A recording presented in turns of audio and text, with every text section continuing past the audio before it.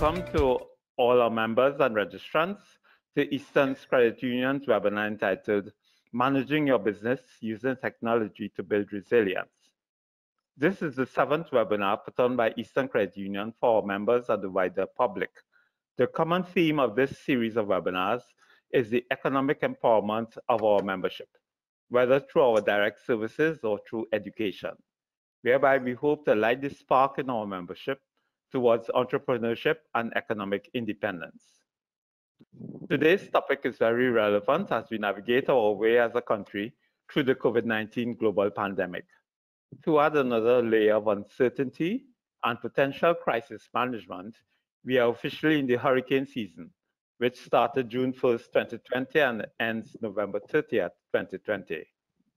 How prepared are we as businesses for these types of external events which may be thrust upon us? How resilient are we, or could we be, to the shocks of change? How can we use technology to not only survive, but also thrive, regardless of the circumstances around us? Hopefully, these questions will be answered or addressed in today's webinar. I am Christopher Lewis, the Group CEO of Eastern Credit Union, and your moderator for this afternoon. On our distinguished panel, please extend a warm welcome to Ms. Elena Dyer, who has over 15 years in the local and regional ICT sector. She is currently the Territory Manager Consulting Advisor for GBM Miami Consulting, the region's largest SAP partner. Elena is also the co-founder of Read to Me TT, a regional bedtime story initiative during the COVID-19 pandemic. Ms. Christabella Sugdeo is a full-time career woman working within the ICT industry for the last 10 years, and she has worked with some of the largest ICT corporations in the Caribbean. Christabella handles regional sales for the global company Cisco Systems for their small business segment. She's also the founder of Be Fit with Bella, as a fitness instructor and entrepreneur, teaching Zumba and high impact intensity training. I hope I have that right. A warm welcome back to O.C. Phillips, Operations Manager at Inifi Technologies. O.C. enables progressive businesses to transform, scale, and gain competitive advantage through the expert delivery of innovative, tailor-made software. And of course, welcome back to Karen Rose, who is the mobile expert and tech blogger behind the brand Droid Island, that focuses on educating the Caribbean region on smartphone technology. Over the last year, Mr. Rose has built up quite a business that teaches entrepreneurs and business owners about creating or taking their existing business online. We'll start off this evening's webinar with some preliminary questions discussed by the panel. You're invited to ask questions at any time during this webinar, but just click on the question mark to the right and type in your question. We may not be able to answer every question, but we'll try to do so as best as we can during the next 60 minutes. There's also an option for you to raise your hand. You see the little hand symbol, which you can click on and it'll turn red. A post-webinar survey will be sent to you after the webinar is concluded, and you're kindly asked to complete it. Members of our listening audience are also invited to download the handouts which have been curated for your benefit. There are 2 handouts. One contains the bios of our panel, so you may read more about them, and as well some contact information if you want to follow up for business purposes, as well as useful links for those wishing to explore technology options for their business. Actually, that was one of the questions that came in with the registration, so we compiled it into a handout for you. So welcome, panel. Hi, good morning. Hi, morning. Good morning. Good morning. So starting off with the current pandemic and now the hurricane season, what difference can technology make in building business resilience to withstand external shocks? It's open to who would like to take the first stab. OC, step one up. Go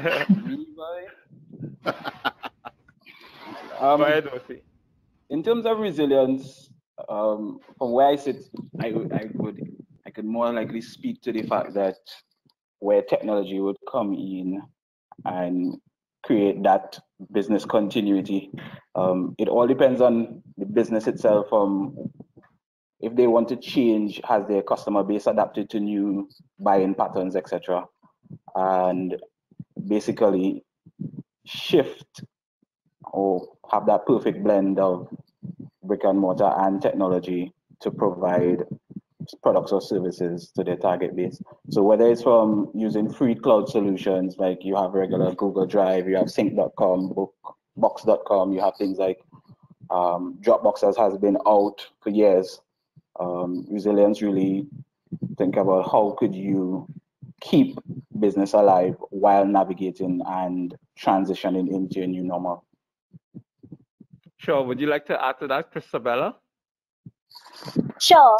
I mean, when I think about resilience, right, by definition, it's about recovering quickly from being impacted, right? And I could speak to from my personal experience right now. I teach fitness, and the COVID pandemic happened, and fitness went from soaring to a hard stop. And that had forced me to adapt and have to adopt technology to now deliver services to my clients, right? We're talking virtual sessions, the use of groups, social media groups and whatnot to communicate with each other, the use of video conferencing platforms to communicate with each other. And that in itself is just an example of how technology would have stepped in as it relates to it now being hurricane season as well. I mean, you're going to see that happening even more because we're going to be even confined to our homes even more now. We're going to start relying on technology even more to execute our day-to-day. So yeah, that's my experience, I would say. Yeah, sure. Anyone would like to add to that? One thing I would say, because what we've spoken, both my co-panelists have spoken on, is in fact business continuity. The actual physical need for hard copies, it's very near and dear to the hearts of Trinidadian business people. So with this pandemic coupled and married and seems to be going pretty strong with the hurricane season, I think we need to have a definite shift when it comes to not just our goods, not just our services and the delivery of them, but the internal operations. So let's say there's a flood on the main road and I need the CEO or I need the corporate secretary to sign off on something, one of the directors. How is it that, what do we have in place right now to allow for that process to go through, unless we have a courier who's going to jump in his car, meet the flood, can't get the signature, and have to head back up the road? So there are a lot of tools, and I'm sure Karen and Osi, they could speak in details with that checklist that they've populated over the years. But there are different tools that we need to take into consideration, not just, oh, how are we reaching our customers? How are we getting our goods outside? But looking internally in the business itself to see how we still going to run tomorrow. So there's something as simple as DocuSign, which is an electronic signature. That saves money, that saves time. The cost of paper in itself is something that is minimized when we're looking at our balance sheet. So I think it's really important that these are things that we take into consideration as well. Kieran, you want to end up this topic? Yeah, for sure. So great points by everybody. I think what I'll add is technology during this time period, especially, you know, with the pandemic still looming over our heads, and now as we move into hurricane season, technology is going to be the difference between whether you have a business and can operate versus if you have to close up shop and, you know, rely on your savings for the next however long.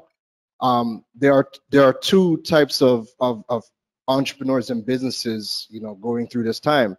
There are the people who made no money, and there are people who made all the money. And the people who made all the money, when you look at their business model, it was heavily reliant on technology, and nothing stopped for them. For me in my own capacity, because I teach online business and teaching people how to get online, the pivot wasn't too drastic because I was always doing everything online pre-COVID.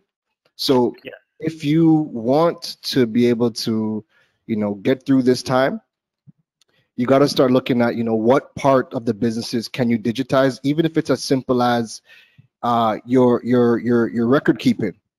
We still have far too many businesses still taking or still doing receipts on pen and paper, and can't keep track of their invoices. So God forbid a flood or anything happens, like Elena was saying, is it that all of your records are lost in the melee? So technology, you need to start looking at what you can digitize, and how you can help you do ease of business and just ease your process with the technology available. And I guess throughout this course we'll be going through that. Okay, thank you. Remember, I like to remind the audience to ask your questions. We got one so far, which was this signature technology that was referred to by Elena. Is that DocuSign correct?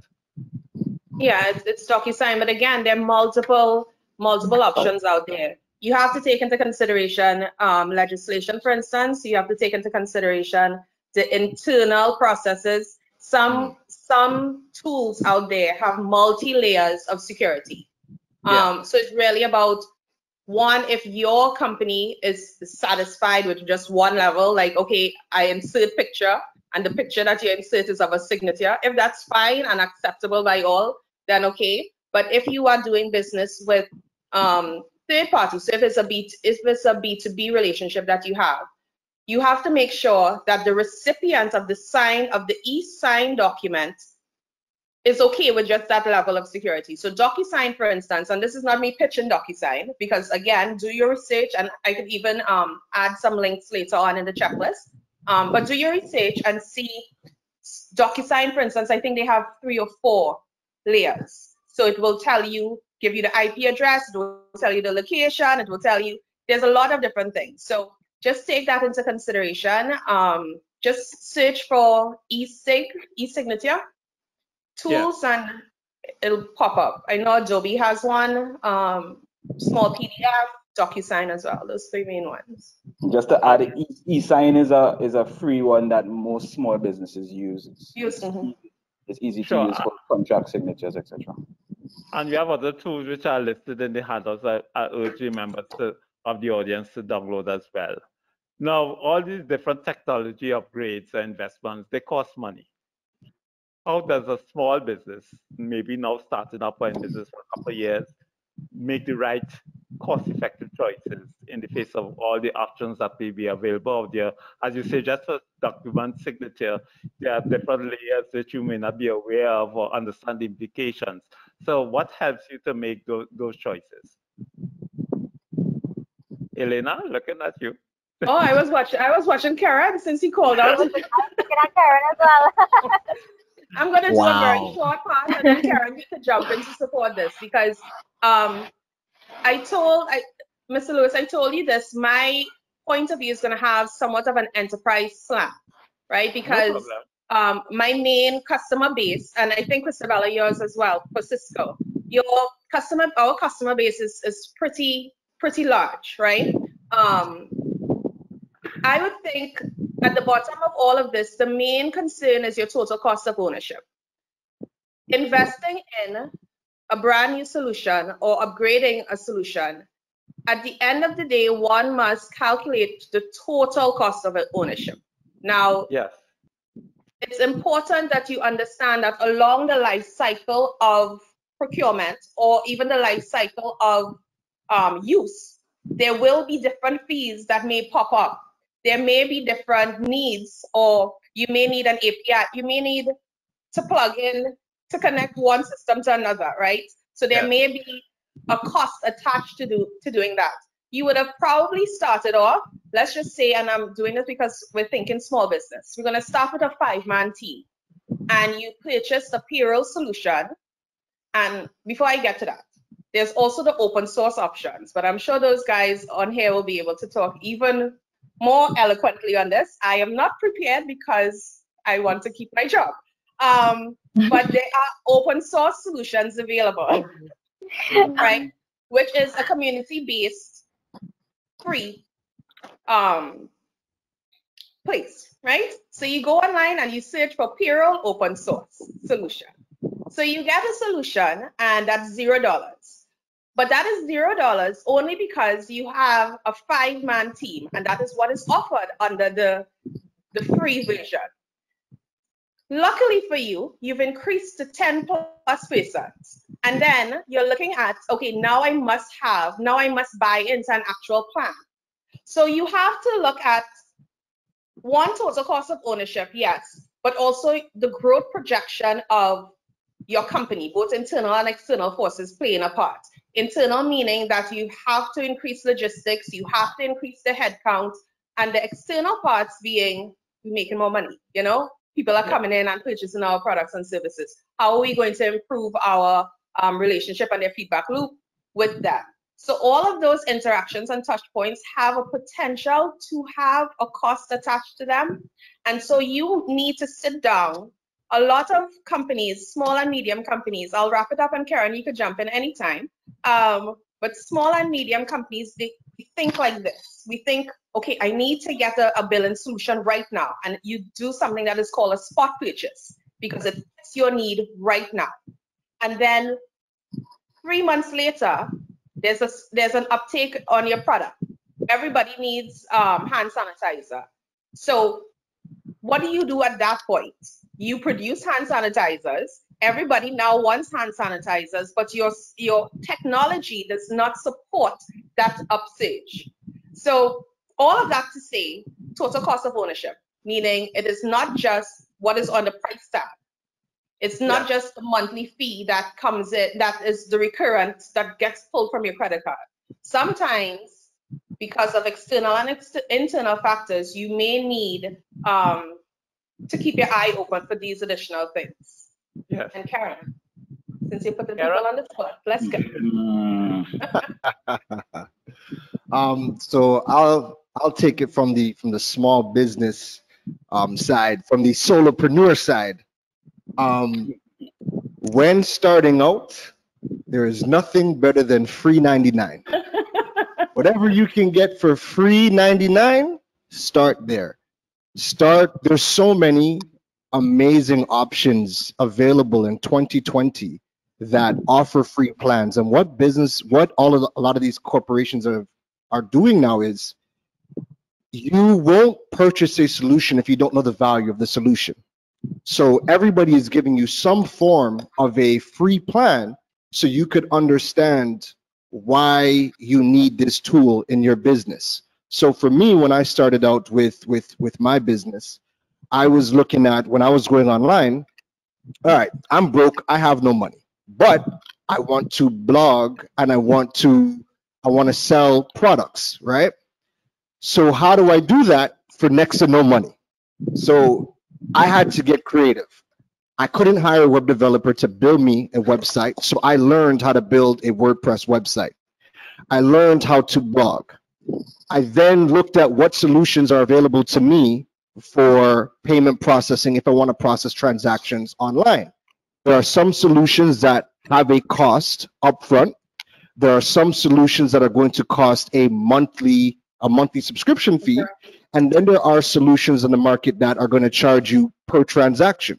So naturally, if you are broke and you're starting out like me, you're going to something where you don't have to pay anything up front, but will take the money per transaction fee. From that, I needed to look at, okay, well, if I'm now making money, I have my website, I've learned a skill, I've built this website on WordPress for less than 500 TT, with e-commerce included, because I learned the skill. If I'm now going to record my transactions and record my income and expenses, what free tool can I look at? Wave is like one of the first and one of the most popular choices for free tools. If you need to get videos, photography, don't even look at a DSLR. start with what you have, your smartphone. Your smartphones are taking out some amazing photography and videos that you don't necessarily need to go out and hire a photographer to get some of your product stuff done. I really believe that the mindset that every solopreneur and small business owner needs to have when they're starting out is start with your most minimal viable solutions in the beginning, because you can quickly grow. You can quickly, a lot of the free plans that I have, I'm now paying for the services because I now require more from those tools that I've invested in. So really, when you're starting out, start with the free, and there are some tools that are worth paying for. Like one of my favorite all-purpose tools is Canva. Canva has a free option, but if you want to really wow people and attract customers, the pro version for $12 a month is definitely worth the investment. So look at where you are. Don't be afraid to start with all of the free options to just to get started, and then look and see what tools do you need more from, and seeing if purchasing one of the plans that are one up from free, if it is worthwhile for where you are starting at the beginning. Thanks, Kieran.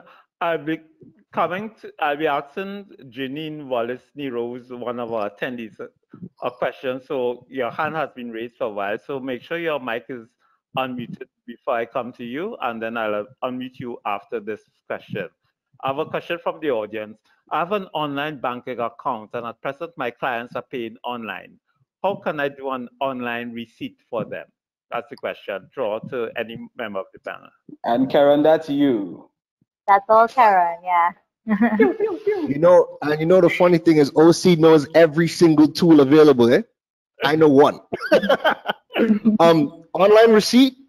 If somebody is paying you, so there's the two ways that I will send a receipt is, one, if somebody's doing an offline transaction or they're doing a bank transfer, I'll use Wave. Wave is my go-to invoicing solution. I send out all of my invoices there. If somebody is doing a credit card payment, or they want to do a credit card payment, I would send my invoice with WePay.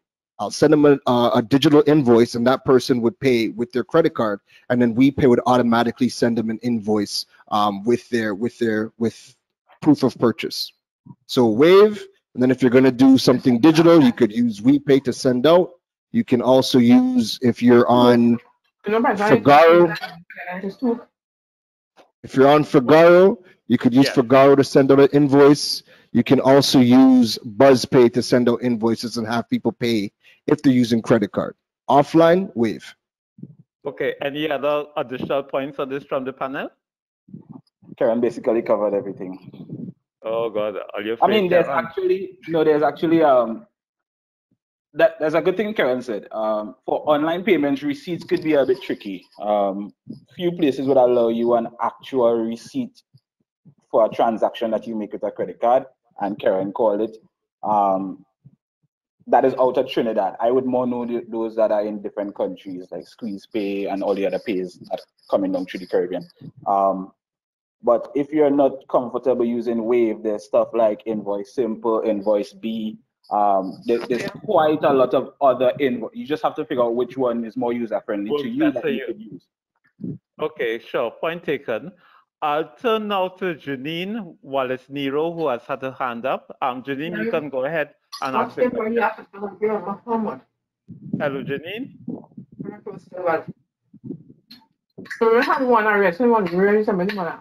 I don't think Janine understands what's going on. So I'll just have to put her back on mute mic until. So we want to the next question. How can you measure the impact of technology on your business success and differentiate between the various elements of technology investment? So you've invested in the DocuSign, you've invested in the Wave, you've invested in all the different new apparatus, and your business is growing. How do you assign responsibility to which particular investment to know, well, okay, this is working for me, or maybe I don't need this so much? is a tricky question. So, all right, so let me start. I've scaled between large businesses and small businesses. So take this with a pinch of salt, right? Yes. A lot of small businesses are into the businesses where, well, not even a business, they are just solopreneurs, or they understand, or they call themselves Me Too businesses. Like somebody saying, all right, I sell this, and they say, well, all right, me too, I sell that. But when you're looking at a business, you're talking about something that you could potentially leave, where you could remove yourself from the operation for a month or 2 months and it still operates, right? Yes. If you're going along that level, we're looking at, if you invest in technology, let's just say to host your website is $60, and the other software that you use coming up to $60, that's $120. You now need to calculate your business, your forecast, which says, all right, my overheads, my fixed costs are $120. I need to now make $10 every month to cover that. Then you now need to know what is your profit margin to stay within market value. All that depends on your product. And then you could add in a cost for your value proposition, what you sell. Return on investment is calculated in different ways. A lot of people don't believe, because it's not that much of a culture, you're accustomed paying a fixed rent for a brick and mortar. Digital real estate has a cost. There's also a cost to drive traffic to digital real estate, because you're not on Charlotte Street. You're not a business in certain places that could piggyback on traffic from other places. There are a lot of businesses who just like to position themselves next to places like Pennywise, because Pennywise has a natural traffic. So being next to Pennywise as a brick and mortar business is a psychology, a strategy. Your business also needs to understand two things. When you're in business, you sell either a strategy or you sell the execution. A customer could buy an execution from almost anywhere, but then they could also buy your strategy. You need to put a fixed price on that, whether it's a per hour cost, and you just need to decide now how much this product or service is going to cost and break it down to an hourly rate, and then you sell that. It's easier for products because a product has a fixed price. You buy low, you sell high. You buy at 10, you sell at 20. But for services, it's just a little bit more difficult on how you calculate that. But everything is calculated based on a per item price, based on a forecast price. Elena, you had something, you're looking like something's running through your mind to add to that. Not really. My main thing goes back to analytics, and I think it's really important that we pay attention to insights. We pay attention to the metrics that are built into the solutions that we already have, and we also pay attention to our internal analytics, so be it a balanced scorecard, be it calculations that we deem as business owners as important, right? So you have you've now introduced some technology, and really and truly it's pretty simple when you're looking at before and after. If a new in isolation, otherwise I'll have to go into detail with that, and I don't want to, but let's just say you include one technology into your value chain. You look at the metrics before and you look at the metrics after. So you see what is the delta, what is the change in my sales, what is the change in number of units moved. Again, it's really dependent on what you are gauging as success. Yeah, I'll leave it there. Otherwise, because then we could have the conversation that services, there's a lot of other components that may be impacting the increase in movements, right? But one very simple, straightforward way is you're looking at the before and after of it. Now, if there's a combination, if you've introduced a new customer service strategy as well as a new customer service technology as well as another, then it will become a little fuzzy. But if we're looking at small to medium and in the truest sense of small businesses, I suggest first of all, you need to start measuring before. So let's assume origin. The first point of origin is right now you haven't introduced any technology. You need to check the movements. You need to calculate your returns right now. you need to capture, and not just reporting. Reporting is completely different from any sort of business intelligence or insights that you're trying to delve into. Reporting is just saying A is equal to B, B is equal to C. When it comes to your business intelligence, you want to see what is the reason what is the relationship between A and B? Why is there this relationship between A and B? Are there any forces, external or internal, that are causing A to impact B, right? But on a very, very simple level, we need to start, even if it's on piece of paper, and everyone on the panel thus far said, stop writing things down on a paper receipt. But even if you need to start capturing. You need a restaurant, for instance. It's taken, you're putting out 10 macaroni pies throughout the day. You need to know what are your inputs. You need to know the cost per unit. These are all these things that comes into consideration. Yes, correct. Christabella, you had anything to add in that? Okay, no problem. No. Yeah. Pretty much covered that. Go. Yeah, sure. I have a question coming in from our audience. I'm just reading the question, so it's not me talking, it's the audience member. I'm particularly interested in hearing more about how we can use existing tools to facilitate digital transformation of existing brick and mortar businesses, especially for the small and medium-sized businesses who do not have large IT budgets. That's open to any member of the panel.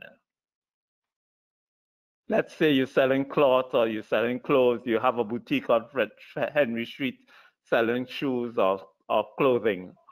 How can the digital transformation assist you in that regard? You don't have a big budget. I mean, that's a very broad topic. I would say, from a very, very simple standpoint, if your business is a sales-oriented business and you don't have an IT budget, but you want to grow your sales, you utilize your social media platforms, you invest in your marketing, you invest in the new social trends, right?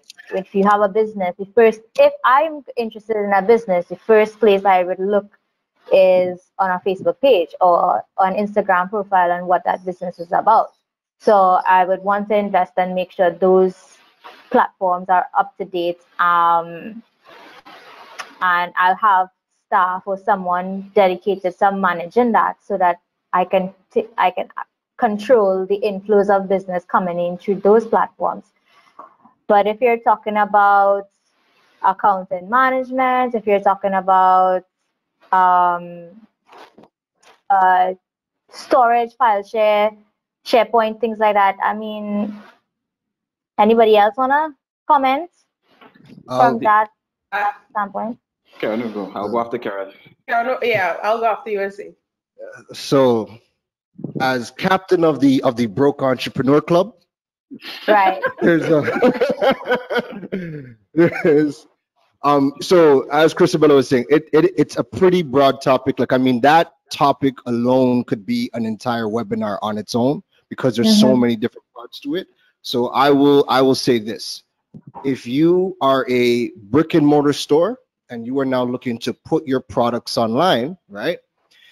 You can, if you don't want to hire a web developer, if you don't want to learn the skill of building your own website, whether it's using Shopify, Squarespace, Wix, or WordPress, I would start looking at what solutions are out there that have like an existing marketplace, that have all of the infrastructure I would need set up. So one of the top ones that I could think of off top is Fagaro. Fagaro is going to allow you to now put all of your products on their platform. They already have the integration for the payment processor, so you could use whether it's First Atlantic Commerce as a payment processor or PayPal, but then they also integrate with DHL as well. So it does a few things for you that might have been cumbersome and expensive on your own. And because it's its own platform, the only thing you need to do is register, get your documents in, put your products online, and then focus on marketing. So now that's where what Christabella is saying, using social media to get that traffic, to drive it now to your marketplace, is going to help you tremendously. And you could do all of that for relatively peanuts. And again, this is coming from the captain of the Broke Entrepreneur Club. OC? Repeat the question for me. I feel like I lost part of it. The question is about I'm a brick and mortar businessman and I'm interested in using existing tools to facilitate digital transformation. I don't have a big IT budget. How do I go about this? So I like to be devil's advocate. I think one, digital transformation is a buzzword that people don't use, that just use. Majority of digital transformations fail, so we just have to think about it realistically. For me to answer him more accurately, I would need to know what industry, etc. he's in. But a brick and mortar does not necessarily need a digital transformation. Reason being, I was having a conversation with somebody yesterday, and whether it's different businesses, a hardware, a lot of people don't know that Bagwansing really does not have a website because it's on their value chain.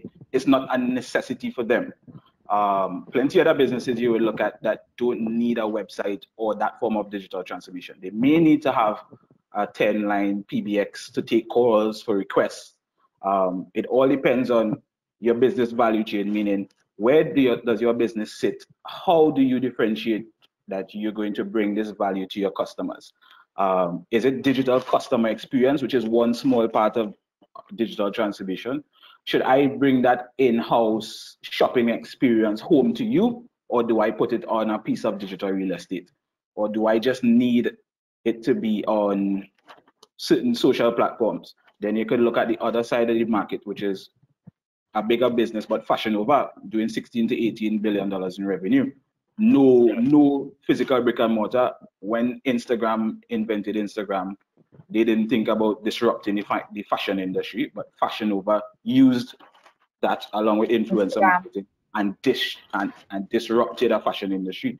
So it's really and truly how you know your target market, your engagement models, how they shop, how they buy, and then you just don't go along that generic digital transformation model, but you pick bits and pieces and you create that perfect hybrid model of in-store experience and at home, or whether social or digital experience. It's all about balance. To add to what you said, I think more people just, when they hear digital transformation, people just think it's just selling online. Like they're not thinking about any other thing than just, how do I put my business online, get payments online, and have my product shipped to people. So I think, like you said, it's a buzzword. Most people don't understand digital transformation is a very broad scope, but I think in the context of our market, when people think of digital transformation, it's just, hey, my business is offline, I have a brick and mortar, how do I put it online, sell, and ship out the product? So before you start, Elida, let me just clarify for those that are on. Digital transformation is meant for enterprise space, meaning digital transformation breaks down a business where you digitize processes, you digitize culture, you digitize domains. Automation, AI. Yeah, and you digitize operations, mean that you move everything from your signing up forms for customers to come in. Those things. What we need here, or what we do here, is transitioning from brick and mortar to commerce. Not all commerce is e-commerce, because there are companies that, like I'm dealing with a company right now, they haven't touched their website within 10 years. They have been surviving for 10 years without this. Now they are transitioning into a commerce space where you just go online and you pick your order, and then people in the back end fulfill it and you pay separately. That is not e-commerce, that is commerce. So there's e-commerce, m-commerce, general commerce. So you have to now do your due diligence as a business person, know what you're into, and pick which one is better for you. Yeah. Elena? Yes, sorry, Elena, go ahead. No, you all covered almost everything. I think digital transformation in itself, I would suggest that Eastern Credit Union have a webinar following up with this, because this is a full conversation. But again, just one thing, we'll see, we'll share that one. But one main thing that you have to take away from this is that if you look at your business process, there are two types of touch points. One is the customer touch point. This is where you actually interact with your customer.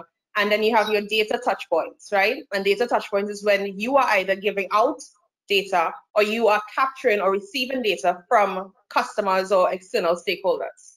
Digital transformation is where you come in and you inject some level of technology or processes or procedure to make that interaction automatic. So you automate it, you make it a lot more efficient, and you also make it two-way, because it's really important.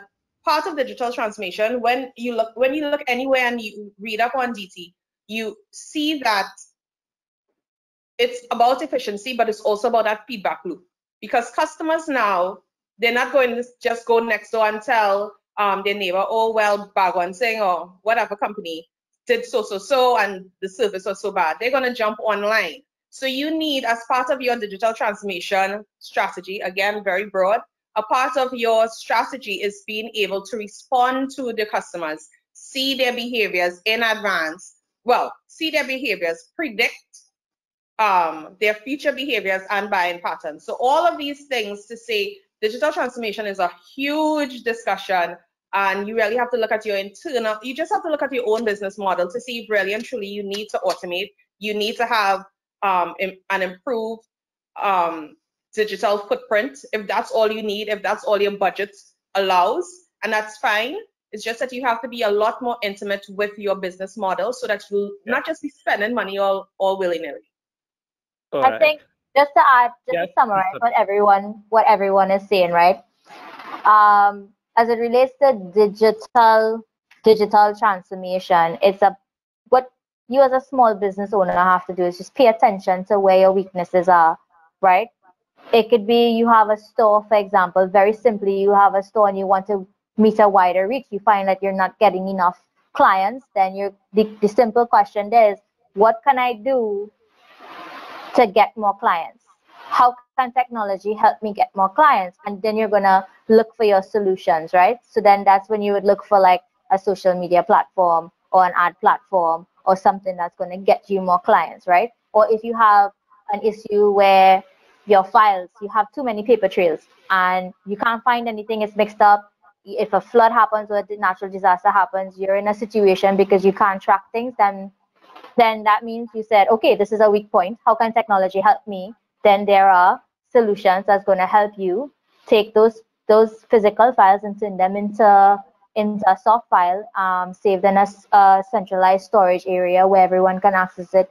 It's about just paying attention to what is preventing you from growth and how technology can help you do that, and then pinpointing what exactly it is and what solution is going to help you with that specific point. And then you take it from there and you'll grow. And in terms of also what adds value to your customers, it's not just about using technology for the sake of technology, but it has to have some value-added proposition. We have a next question from the audience, which I feel Kieran planted some people in the audience. So the question is, what are some other online payment options for international transactions other than PayPal? So Kieran, you could start. Say it again. Say it again. Say the question again. What are some other online payment options for international transactions other than PayPal? So the person wants to get paid online. Correct. Okay. I'll help you with it. I remember Chris said he would beat me if I said other people's names. Okay, correct. Do not abort. Do not say it. Chris set me up. But he does say he said international, so I mean you have some room. Well, okay, so essentially we know PayPal is the standard payment processor, right? But to receive that money from PayPal in Trinidad, you can only deposit that money to a Visa-enabled account, not MasterCard, but Visa-enabled account, which leaves you with receiving money from a particular bank that has a Visa debit credit card, right? Or any institution that offers a Visa credit card. Otherwise, you could look at WePay is a payment processor. You can send out those invoices. You can also put the processor on your website and people can purchase products. You can receive the money in both TT and USD. You can also use First Atlantic Commerce, and they partner with any bank. You would just need to get a merchant ID account. That way you're able to connect with First Atlantic Commerce and receive that money. And then you can also use BuzzPay. BuzzPay is another platform and service where you could send out invoices. You can also use them to process the payments on your platform. So again, you'll be able to receive the money from anywhere in the world. Pretty much every processor will allow you to receive the money in either TT or in US if you have a local USD account. And OC could chip in if I've missed something. Now you really covered it. International payments thing. I'm just confused as to a lot of people why they keep trying to get paid from the US, and there's plenty space in the markets here regionally and locally. But I mean, that's for a different webinar. Okay. I want them US clients. I want USD. All right. There's a related question coming in from the audience. It's so complicated. I sell products online to Trinidad and Tobago via Facebook. However, persons from other countries, more so regionally, want to order from me. I have trouble valuing the product in different currency and challenges in shipping options. What is there available in the market in terms of payment capture globally? Let's go OC. Right. Pardon? So, no, that speaks to exactly what I was just saying, right? So this customer has a real problem. Yeah. And it's easy because there's going to be a USD shortage as if there wasn't one before, right? There's going to be a further USD shortage coming out of this pandemic one. It's easier to receive money in the Eastern Caribbean. There's FAC and those stuff, but there's a lot of other payment gateways. So there's like 2Checkout, there's VEEM, there's Blue Snap. I'm working with one out of St. Lucia called Squeeze Cash.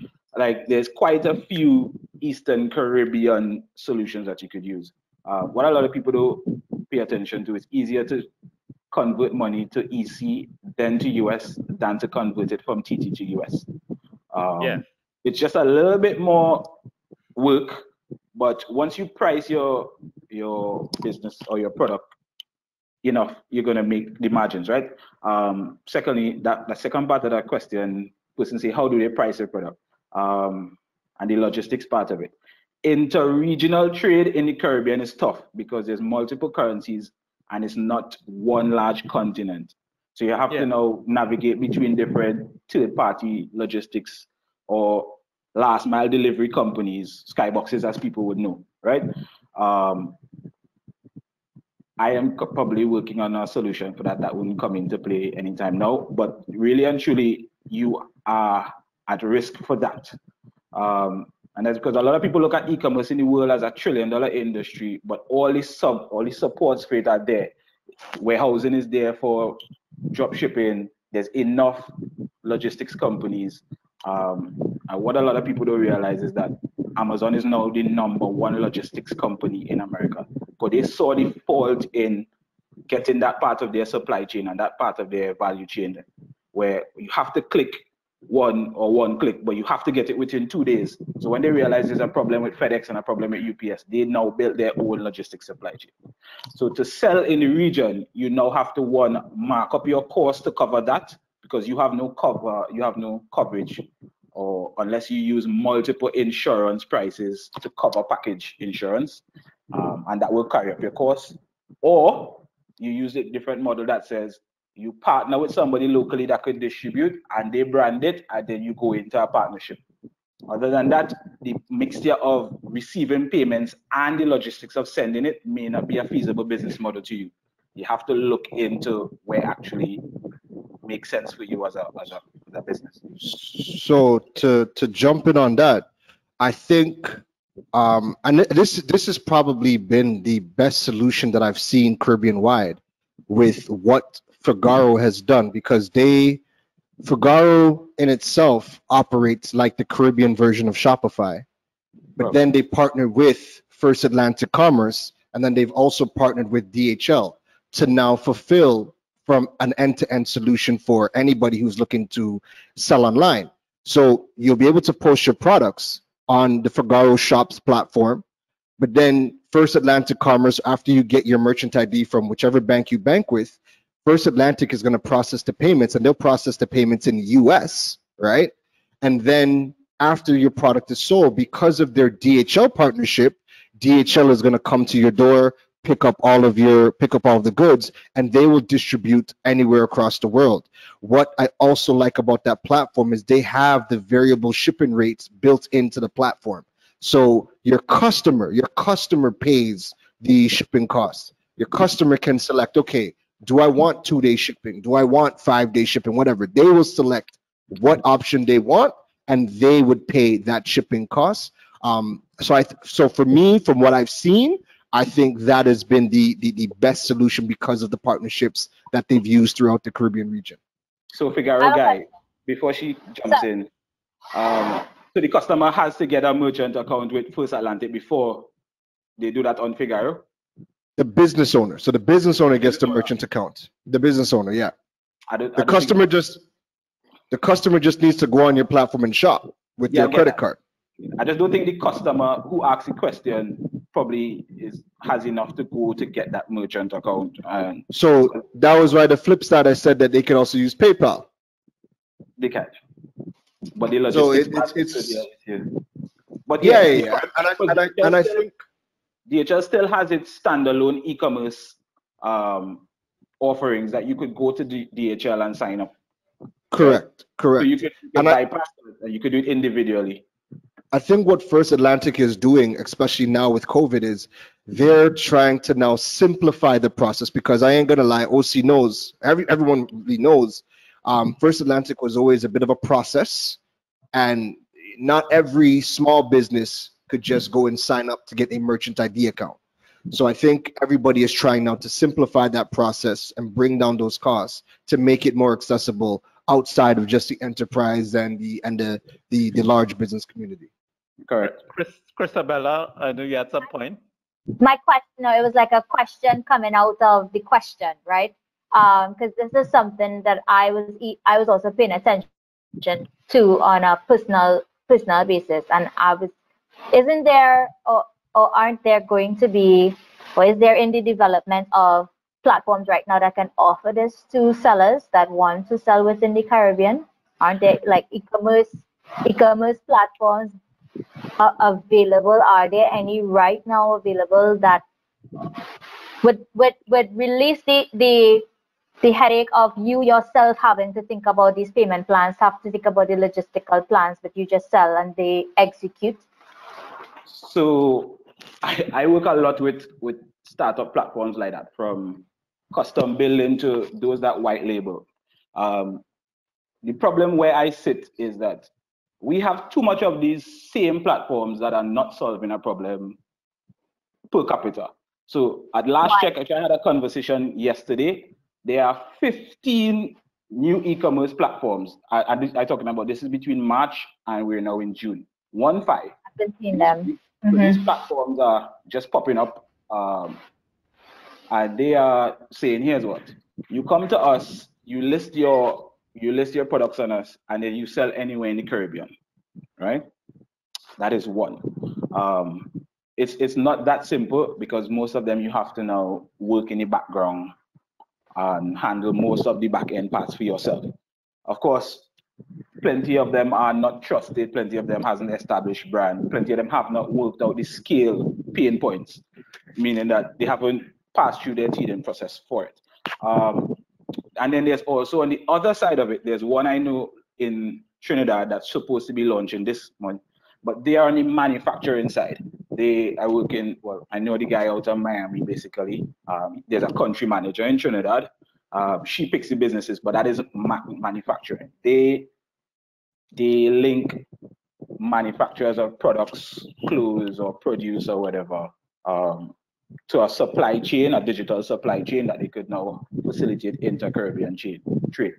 But for the retailer, it's a little bit difficult because now you have to now calculate the cost of shipping. The cost to ship something from here to Jamaica may also be more costly than the product itself.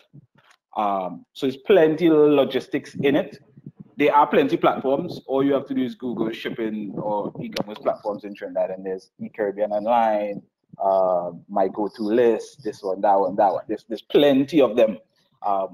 From where I sit, all of them operate in the same space, and I don't think any of them actually offer anything that is different, in my opinion.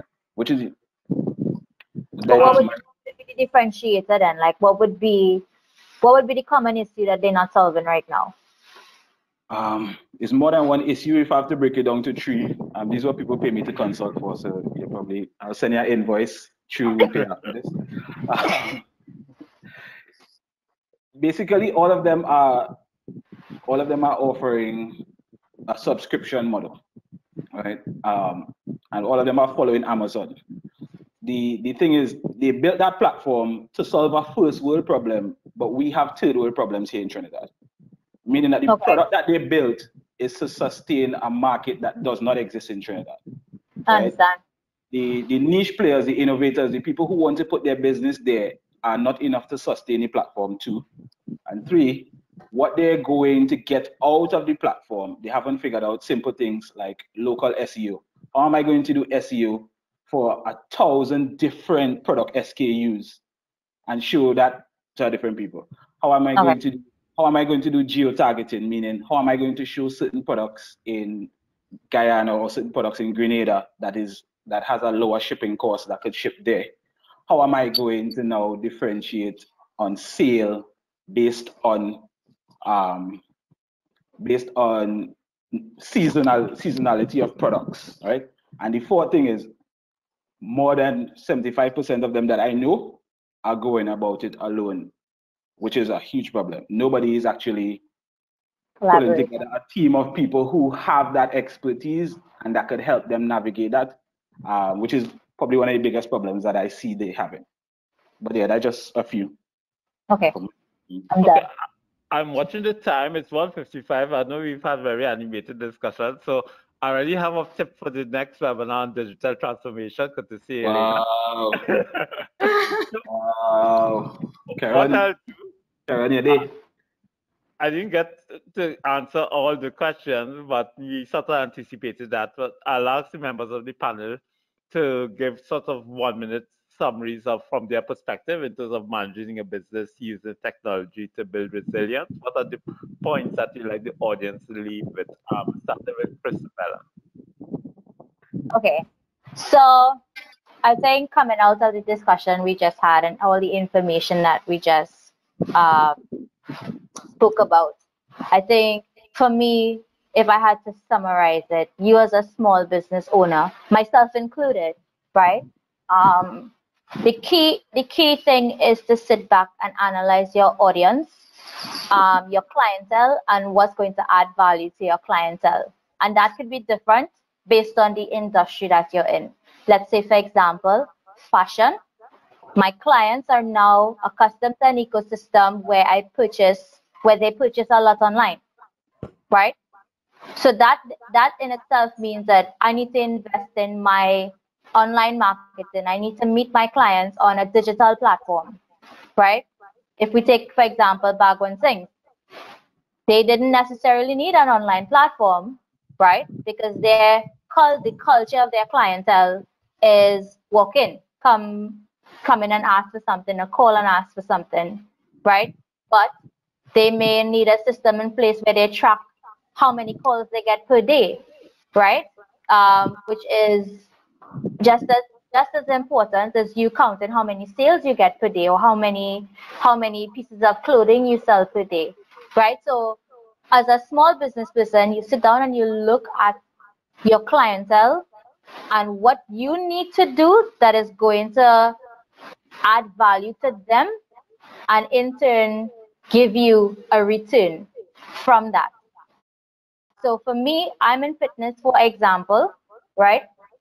Pandemic happened, fitness went to zero. I had to sit down and rethink a lot of things, right?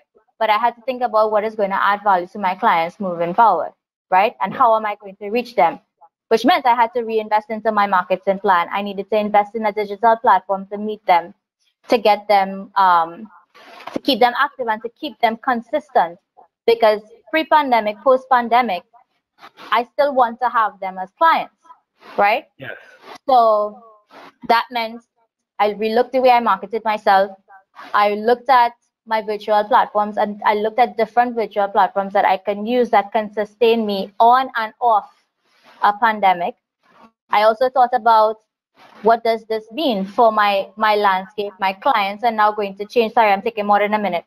But my client landscape is now changing, right? Because we don't know if this COVID crisis is going to remain or it's going to subside, which means that I now have to have tools in place to sustain my clientele, whether or not COVID is there, right? Yes.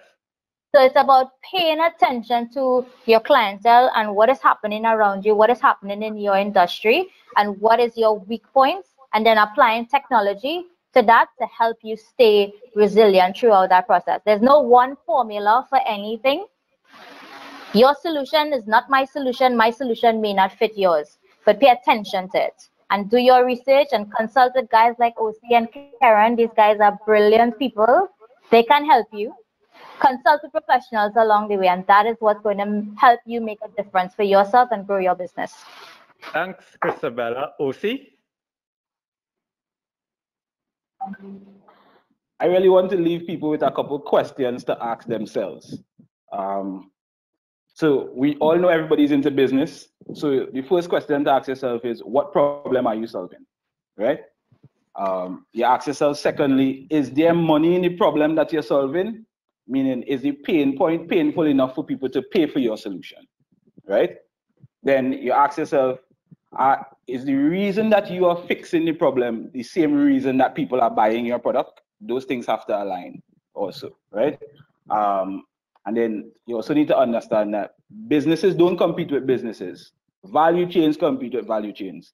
That is why KFC has been delivering KFC from ever since, and Royal Castle now started to deliver since this pandemic, because they both sell almost the same thing, fried chicken in general, fast food, but their value chains are different. That is why one is scaled different from the other, right?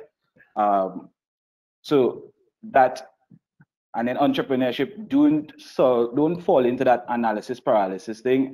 Don't try to make the right decision, just make the decision right. You're going to make mistakes. Speed is important on how you get back up, right? And also just make sure that you're not really trying to solve first world problems in a third world or second world scenario. Just make sure that all these things are aligned. The problem that you're solving, yeah, you might want to start an application. Nobody says no, but think about it. There are probably more painful problems in Trinidad that could be solved without an application that simply you may have the skill set to do what you drive. So just ask yourself those questions, and I think you're really and truly going to be in a better place. And as Christabella said, once you ask yourself those questions and you figure out what parts of your value chain need to add technology, add it to it, be resilient, and then take over the world, solve some One problems. step at a time. Problems with me too. I welcome it. Elena? So my 1 minute is going to actually be 1 minute, probably less than 1 minute. So all I'm going to say is do not spend stupid money. So sit down, be realistic in your now goals, be realistic in the roadmap where you want to see your company going. Sometimes we invest so much money, for instance, in a website, and then it just ends up being a static brochure.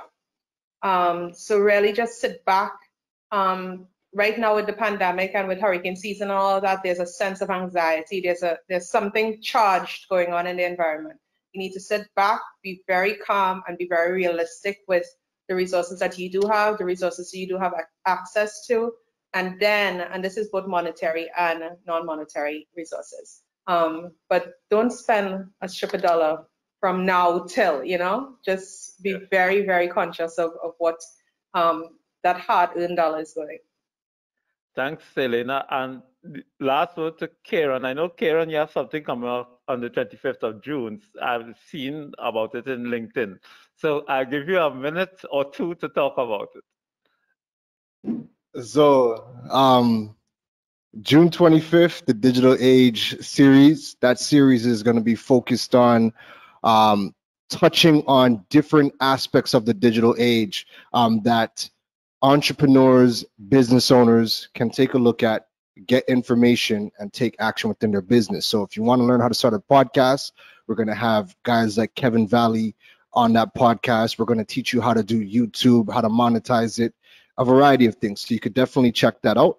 What I would say as a takeaway for this is I will quote the great Miss Frizzle from the Magic School Bus. Take chances, make mistakes, and get messy. Because if you sit back and you just if you get that paralysis by analysis, you don't ever go to market with any sort of strategy, and you're gonna be afraid while everybody is passing you by. And start small. There is nothing wrong, especially as a solopreneur or a small business. There's nothing wrong with starting small. For me, when I was building my website and getting my stuff, I did not buy the tools that I bought, like a computer, smartphone. I bought everything refurbished because at the end of the day, I tried to save as much money as possible so that I had the tools to be able to carry me to the next phase of my business. So yeah, start small. And June 25th, the Digital Age, go check it out. Come on. So thanks, Karen. You'll say I stole your date from you. So actually on June 25th as well, during the day before your program, we have a session with Kyle Maloney, our webinar, Entrepreneurship in a Digital World. So take that as a lead-in to your session. So we had a different date, and it just so happened to coincide. So I will probably pull you in on that session as well. So that will be the preview to your 10-part series. So with The that broke said, entrepreneur would be glad to jump in. So with that said, thank you, members of the panel. Thank you, members of the audience. Thank you, everyone who logged in and who registered for the program, even if you couldn't make it. And the series continues. And have a good afternoon. Hi, guys. Have a good afternoon, everyone. Thank you for joining. Chris, with all this food delivery, Eastern should deliver food to the panelists, right? Maybe you just food delivery is out here in a big way. I'll talk to Kyle about that, because you know he has that online food delivery business. It's not necessarily a brown bag meat. We'll do that. Bye bye.